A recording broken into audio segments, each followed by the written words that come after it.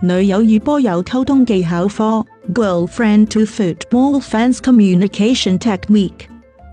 當你男朋友話要睇波，陪唔到你時，你可以講，咁你睇得開心啲啦，唔建議講重睇波，唔使陪我咩？當你陪男朋友睇波，又想搭嘴時，你可以講，你認為邊隊會贏呢？唔建議講都唔明一班人追住一個波有乜咁好睇。當你男朋友問你邊隊波勁啲時，你可以講，梗係你捧嗰隊啦，唔建議講梗係曼聯啦，碧咸咁勁。當你男朋友叫你一齊支持香港隊時，你可以講，好啊，香港人梗係要支持香港隊啦，唔建議講。其實呢，我就乜都唔建議講啦。各位姊妹大家努力啦，下次見，拜拜。